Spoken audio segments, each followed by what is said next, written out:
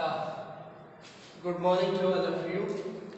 कल मैं आप लोग को लास्ट क्लास में पढ़ाया था अबाव प्रिंसिपल और उसमें कुछ हम लोग इलेक्ट्रॉनिक कॉन्फ़िगरेशन करके एग्जांपल भी देखे थे।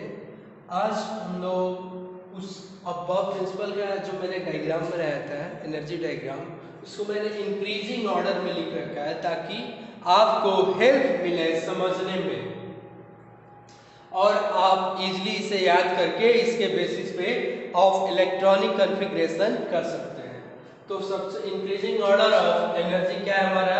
सबसे पहले 1s, फिर 2s, फिर 2p, फिर 3s, 3p, 4s, 3d, 4p, 5s, 4d, 5p, फिर 6s, 4f, 5d, 6p, 7s। अब इसी को यूज करके हम लोग इलेक्ट्रॉनिक कॉन्फ़िगरेशन करेंगे। ठीक, एक एग्जांपल ले लेते हैं फ्लोरीन का, छोटा सा एग्जांपल ले लेते हैं। तो सबसे पहले कौन है? 1s। तो 1s में कितना? 2 इलेक्ट्रॉन। 2 फिर कौन है? 2s। 2s में कितना मैक्सिमम? 2 इलेक्ट्रॉन। फिर 2p। 2p में अब कितना इलेक्ट्रॉन बचा हुआ है? 2 2 4 इलेक्ट्रॉन हमने फिल कर दिया है, 5 बचा हुआ है। तो यहाँ पे क्या हो गया? 5 इलेक्ट्रॉन। इस तरह से इस सीक्वेंस को हम लोग यूज करके इजीली इलेक्ट्रॉनिक कॉन्फ़िगरेशन कर सकते हैं on the basis of aufbau principle. अब मैंने कल आप लोगों को बताया था कि हम लोग क्रोमियम का और कॉपर का एग्जांपल देखेंगे क्योंकि वो एक्सेप्शन है। तो जब हम लोग अगर लिखते हैं क्रोमियम का एग्जांपल, क्रोमियम का एटॉमिक नंबर 24, किस तरह से लिखते हैं क्रोमियम का? तो इसके बेसिस पे लिखो 1s2, 2s2, 2p6, 3s2, 3p6, 4s2, 3d4, यही आएगा। देखिए 2 2 4 6 4 10, 10 2 12, 12 6 18, 18 2 20, 20 4 24। लेकिन ये एक्सेप्शन है, क्रोमियम और कॉपर एक्सेप्शन है। मैंने आप लोग को ऑलरेडी बता रखा है क्यों एक्सेप्शन है, इसका भी रीजन दूंगा और क्या एग्जैक्ट कॉन्फ़िगरेशन है ये भी। तो एग्जैक्ट कॉन्फ़िगरेशन इसका क्या है?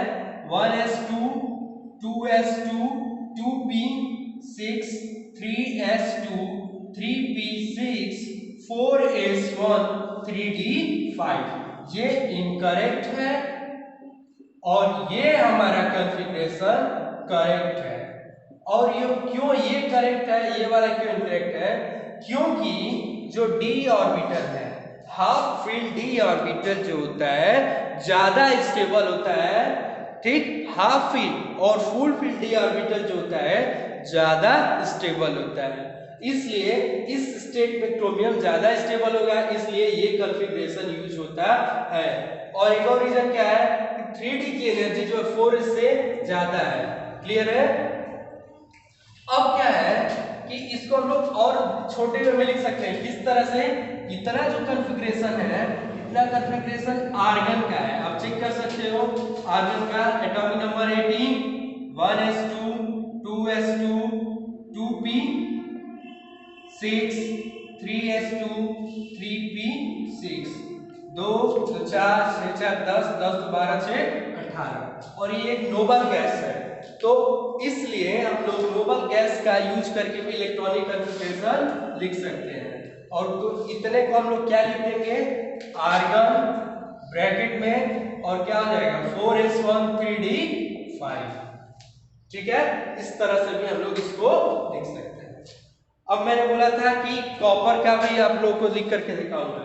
इसका आप लोग फटाफट स्क्रीनशॉट लीजिए और मैं इसको मिटा रहा हूं। अब हम लोग कॉपर का देखेंगे।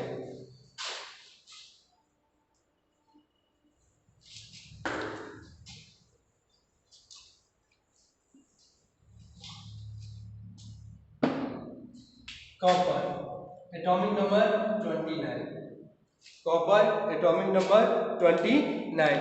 इसका हम लोग कॉन्फ़िगरेशन करके देखते हैं कॉपर का। तो देखिए कॉपर इसके बेसिस पे 1s2, 2s2, 2p6, 3s2, 3p6, फिर 4s2, 3d9। ये जनरली होना चाहिए, लेकिन ये कॉन्फ़िगरेशन करेक्ट नहीं है, क्योंकि अभी मैंने बोला कि डी ऑर्बिटल हाफ फील्ड और फुल फील्ड ज्यादा स्टेबल होता है। तो इससे डी में मैक्सिमम कितने इलेक्ट्रॉन आते हैं? 10 का हाफ क्या हुआ? 5। तो क्रोमियम में डी में 5 इलेक्ट्रॉन हो जा रहा था 4s से 1 इलेक्ट्रॉन लेकर के, यहाँ पे 3d में 10 इलेक्ट्रॉन हो जाएगा। क्यों? क्योंकि वो जो कॉन्फ़िगरेशन है उसमें ज्यादा स्टेबल है। 1s2 2s2 2p6 3s2 4 3p6 4s1 3d10, ये जो है करेक्ट है, ये इनकरेक्ट है। क्यों? क्योंकि डी जो है full D orbital is more stable than unfilled D orbital और half filled orbital also more stable than unfilled D orbital. अब जो है इसका देखो, इसको भी हम लोग लिख सकते हैं, इतने को आर्गन 18 हो गया और यहाँ पे क्या 4s1 3d10। क्लियर है? फटाफट इसका आप लोग स्क्रीनशॉट लीजिए।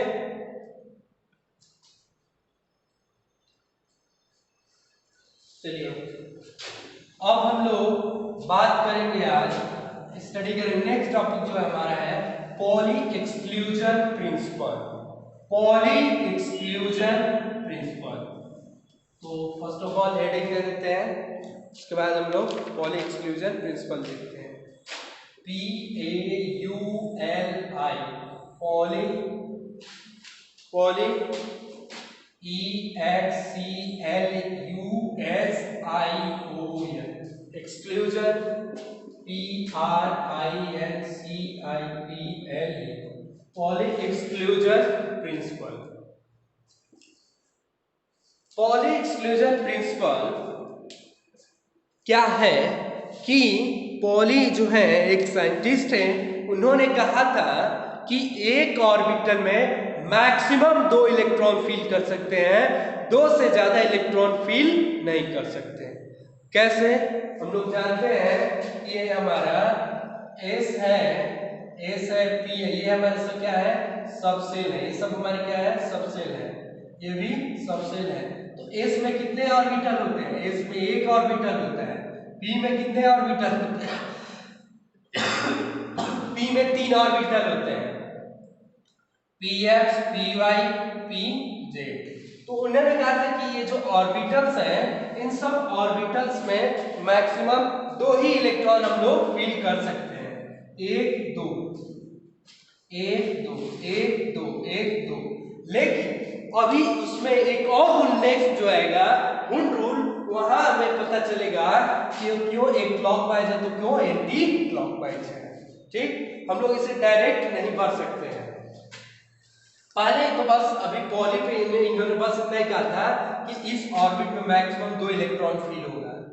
क्यों क्लॉकवाइज एंटी क्लॉकवाइज है, नेक्स्ट वाले में मैं आपको बताऊंगा। यहां भी एस में जो है 2 इलेक्ट्रॉन, पी के तीनों का एनर्जी सेम होगा, Px Py Pz का एनर्जी सेम होगा। Px Py Pz का एनर्जी क्या होता है? सेम होता है।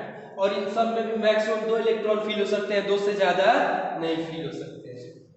अब ये किस तरह से फील होंगे, इसको एक्सप्लेन किया था हुन्स ने। हुन्स रूल देख लेते हैं, उसके बाद हम एक ही साथ एग्जांपल करेंगे।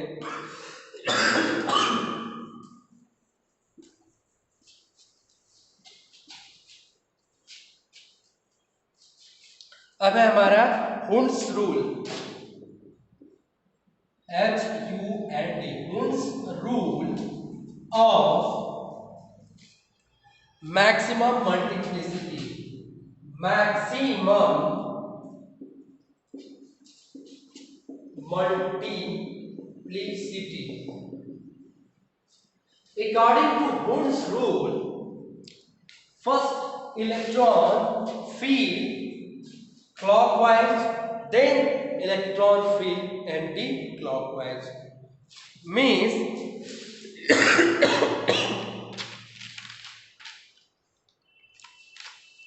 कि जो हमारे S में थे और P में जो थे 1 2 3, तो हम लोग डायरेक्ट पेयरिंग नहीं करेंगे, पहले एक इलेक्ट्रॉन फील कर लेंगे। अगर S में एक ही ऑर्बिटल है आगे कोई इलेक्ट्रॉन जा ही नहीं सकता है इसके लिए, तो इस वाला 2 फिल हो गया। तो जब हम P में जाएंगे तो P में 3 है, Px, Py और Pz, और तीनों की एनर्जी सेम है। तो पहले हम लोग इसमें फिल करेंगे, अगला जो इलेक्ट्रॉन है वो भी क्या होगा, नेक्स्ट में फिल होगा, फिर नेक्स्ट में। अब जब तीनों फिल हो जाएंगे तब जाके इनका जो नेक्स्ट है पेयरिंग हम करेंगे। यानी हुंस के according first electron fill clockwise, then electron fill anticlockwise. Clear है? जो कि हम लोग स्पिन क्वांटम नंबर याद करिए, एक जो है अपवर्ड स्पिन रहता है और ये डाउनवर्ड स्पिन रहता है। तो वही पहले अपवर्ड स्पिन इलेक्ट्रॉन फील होगा, फिर डाउनवर्ड स्पिन इलेक्ट्रॉन फील होगा। इसका अब हम लोग एग्जांपल करके देखते हैं तीनों का। जिंक लेते हैं या कोई और बोल, किसको लिया जाए, बोलिए बोलिए, किसको ले लिया जाए? मैग्नीज, ठीक है मैग्नीज ले लेते हैं। Manganese Mn, atomic number 25, configuration above principle के अकॉर्डिंग 1s2 2s2 2p, बोलिए 2p6 3s2 3p6 4s2 3d5। यहाँ पे 3d5 हो जाएगा क्योंकि d के पास ऑलरेडी 5 इलेक्ट्रॉन हो जाए, इसलिए इसका एक इलेक्ट्रॉन ले ही लेगा। हाफ फील्ड और फुल फील्ड ज्यादा स्टेबल होते हैं। क्लियर है? हाफ फील्ड यानी क्या, d है, d में 5 होते हैं, 1 2 3 4 5, 1 2 3 4 5, तो ये ज्यादा स्टेबल है। ठीक, ये वाला फॉर्म ज्यादा स्टेबल है और ये वाले फॉर्म जो है डी में ज्यादा स्टेबल होते हैं, बाकी जो होते हैं अनस्टेबल होते हैं। इसीलिए ज्यादा क्रोमियम में ये वाला कॉन्फ़िगरेशन आ जाता है और कॉपर में ये वाला। ठीक, अब हमें इसमें देखना होगा, हुंड रूल्स लगाते हैं इसमें। ठीक, पहले पॉलिंग सॉल्यूशन प्रिंसिपल और हुंड रूल यूज करते हैं। तो इसको मैं पहले शॉर्ट में इतना लिख लेता हूँ, आर्गन 18 लिख दे रहा हूँ, बचा क्या 4s2 3d5, तो इसको मैं लिख दे रहा हूँ, आर्गन 18 हो गया। अब 4s का बना लेते हैं, तो इसमें एक ही ऑर्बिटल होता है और 1 2 फुल फिल हो गया। अब है डी में देखते हैं, 1 2 3 4 5 3d5, 1 2 3 4 5, क्योंकि हर की एनर्जी सेम है तो पहले इलेक्ट्रॉन क्लॉकवाइज फील होंगे अकॉर्डिंग टू रूल, फिर एंटी क्लॉकवाइज। ठीक है, चलिए आज के लिए इतना ही, थैंक्स। अब क्या है नेक्स्ट, आप खुद से प्रैक्टिस करिए, नहीं समझ में आ रहा है तो आप इसमें नेक्स्ट वीडियो लेक्चर में हमारे पूछ सकते हैं।